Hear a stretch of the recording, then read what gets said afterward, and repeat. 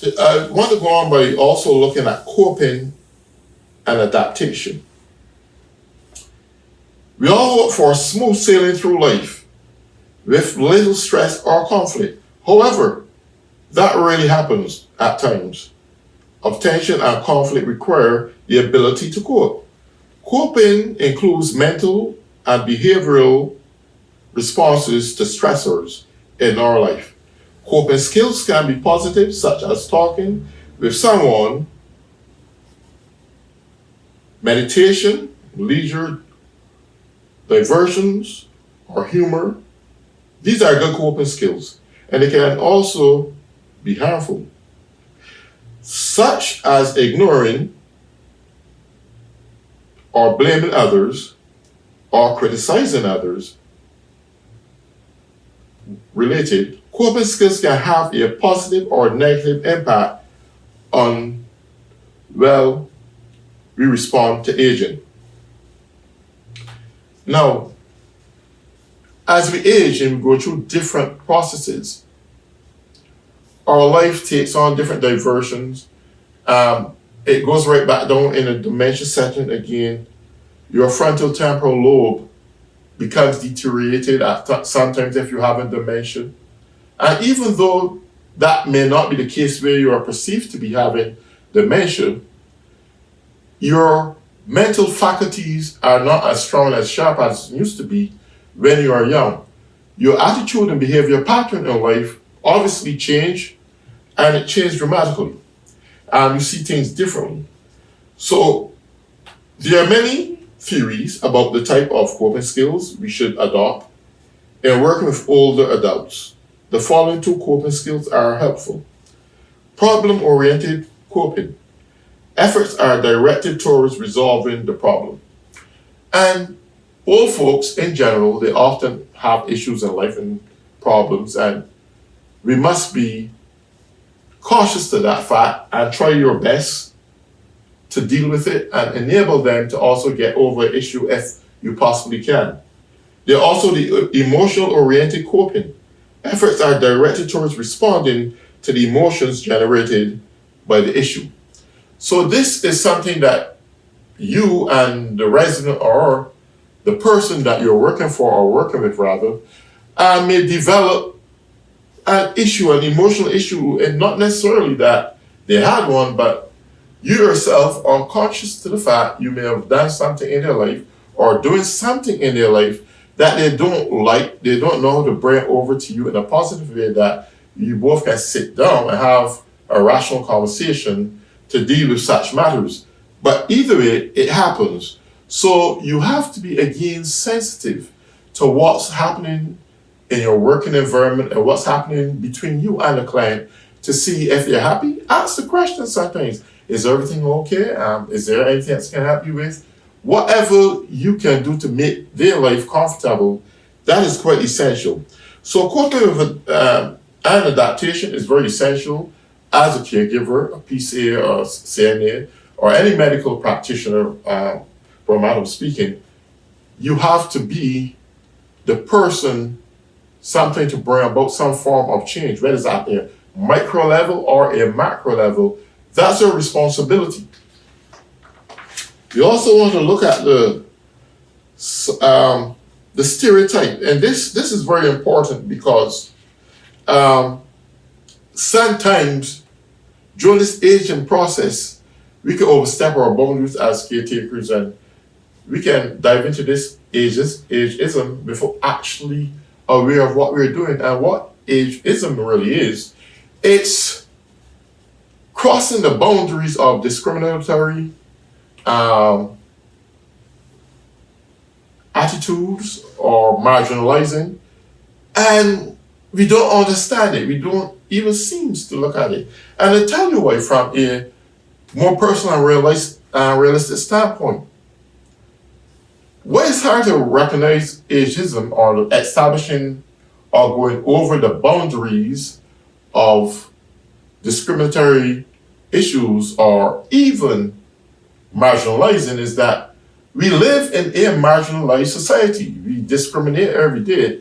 And some forms of discrimination sometimes is accepted in society, and let me explain to you. From the time you're a toddler, you go into preschool, you are into preschool by your age. Then you move on, you move over then to high school. As you grow older, you grew into your first grade age, second grade goes by age, third grade go by age. If you go into college, you're for the first time you're referred to as a freshman. So you see how people are categorized by age, and that becomes the acceptable form in our society. But here's the problem. A drastic change come about when you go over the age of 50 years and above that, where your life takes a complete change drastically. And what you would have appreciated back then in your young childhood days, and hey, you didn't even care about it that much because that was the realities of life. That was the way of life. But that childhood days long past you by, and you are now an adult, a senior. And I can share this with you. I used to hear this old saying before that, once a man, twice a child. And all that's simply saying that you have your youthful years, but sometimes after you pass your youthful years and you get into your senior years, you go back into a childhood way of getting things done. Unfortunate circumstances that you are not going to really think like a child, but there's some habitual things that you develop makes you look as although you are a child. And again, unconsciously, you're not even aware that you're acting like a child. Sometimes the needs that you catered for a child are the same very needs that you're getting catered to as an adult. For example, it may come a time in your life where you can't do for yourself, and someone has to feed you, as although you were a child. You can't do for yourself any longer. Someone washes your clothes, just like when you were a child. You can't help yourself to the bathroom, so someone caters for you, as although you are a child. So that's what they mean that once a man, twice a child, and that's a old form of putting things in a my way for seniors back many years ago. So as we go on, many older people are very aware of how to use a computer, use the internet, and often have a Facebook page. Not all older people are hearing impaired and being unhappy all the time is a situation that should be evaluated and not considered typical. An older person accepting and promoting the use of stereotypes related to aging is a form of ageism. So that's the next area we're looking at here, because as I just give you the illustration of going through your early childhood years from school to high school, from preschool to high school, and going to college, and you were stereotyped by a name and whatever the case may be. We in general, as grown adults, many of us look as older people as although they're dumb, they don't know how to use a computer. We stereotype them, we marginalize them, and we put them in one bracket. And I mean, we are putting all of them in one bracket as although that's who they are. And we are actually underestimating who these people are. And because of that, of your imagination and what you think they feel, you have the tendency of treating everyone alike. And that is marginalizing, that is discriminatory. So that's the issue that we have to come to grips with. And as I read it here, ageism is also a form of discrimination.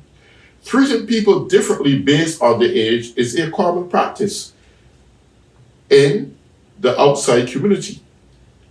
An older person may stand at a counter waiting for help from a clerk longer than a younger person. That's somewhat true. The same attention you give to younger people, you just don't give to older people for some reason. They are treated as outcasts out of society. And this had been going on for generations upon generations. So we must understand the importance of recognizing what we are doing and treat everyone with equal respect.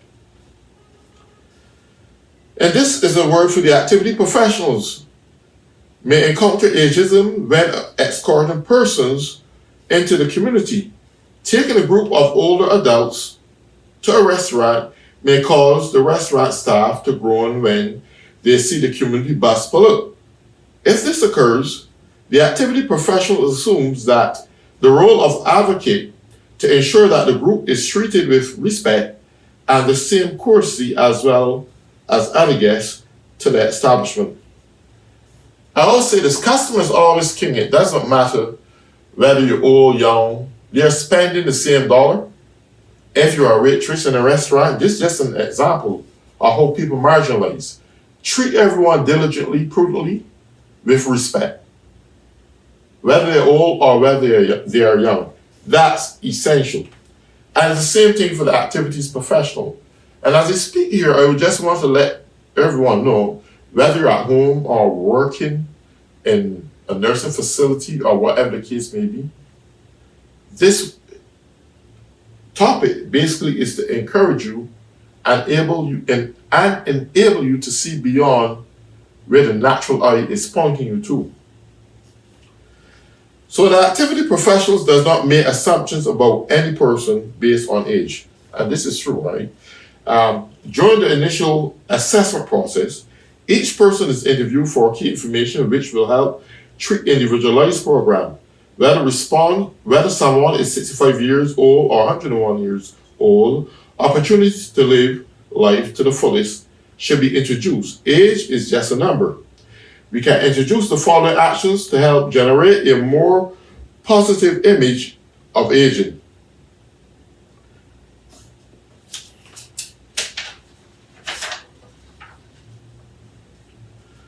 So as we go through these other final stages of aging, we want to look at the professionals now from a different standpoint. Activity professionals, whether they're CNAs or personal care attendants, whoever they are, can nurture the person and assist in helping them explore ways to feel better. Help them search and find a way to live the best they can. For example, find something. Enjoy doing such a hobby. Encourage the person to be positive. Provide resources so they can live their lives without having that form of strong mental disability. And other options available to manage symptoms, encourage a person to present and help them reinvent themselves for the life they are now living. And there are some exercises that you can use as the aging process take care, whether it's breathing. If you see the person is unable to focus or is repeatedly sharing fears and concerns, try deep breathing exercises using as a calm. Soothing voice. Encourage a person to look you in the eyes. Ask them to take a deep breath and exhale. Breathing together with the person creates a positive connection. Once the person is calm, you can help them move towards with decision and adjust. Walk with the person, take them for walks outside the community and around the community. Create and involve the person in expressive activities such as poetry, writing, reminiscent programs, or expressive art programs. These activities allowed for sharing feelings and giving support, knowing they are not alone as they adjust to the new setting can be helpful. Teach them music. Music is a powerful coping mechanism. One of the first assessment areas should be able to find out what type of music the person likes and make them sure that they can listen to their favorite music whenever they desire. Find solutions, involve the person to find solution for the issue. Exercise Our physical movements are good antidotes to stress. Develop a new interest. It may take some time, but finding new friends and many interests, activity departments help create a new path forward. And all this is that it's your right as a person working with mentally disabled people that are aging, or whether they are not mentally disabled, just acknowledge the fact that their mentalities change. And in the process of changing, they will need some form of assistance from a younger person who can direct them in the right path and reassure them that their consciousness still is cognitive enough to make good decisions and live an enjoyable life that is conducive to their aging development. So, in conclusion of this, ageism is often mentioned as the last form of discrimination that is acceptable in our society. Ageism is when we treat a person differently based on their age. This can happen with the young and the old. Ageism is making assumptions about a person before you even know who they are, only based on their age. There are strategies of older people. There are stereotypes of older people that are commonly accepted in advertising. The television program, "Oh, I fall and I can't get up," that old television program. It shows that it aligns many old folks that that's what you do. You just fall, you can't get up, you become a problem to other folks and so forth. And that's a major issue. With all that said, let me just summarize this basically. As we age and go through the aging process, our bodies take on various changes, mentally, physiologically, psychologically, emotionally, biologically. We go through a lot of different phases in our lives. It shapes our mentality, and in the process of shaping our mentality, it also made a change in our behavioral traits. It changed our personality. We are not the person we used to be mentally or physically. Therefore, it's essential that as we, the younger people, understand the risk that associated itself with aging and the aging process, that we learn to be kind and courteous to those who need it most of all. Just try to live in their shoes. Just try to understand that someday you may very well be in their position. And remember this: do unto others as you would like them to do unto you. Treat the aged with dignity and respect. We will look forward to go into other issues in program 5, and we will talk about that. Until then, have a great day.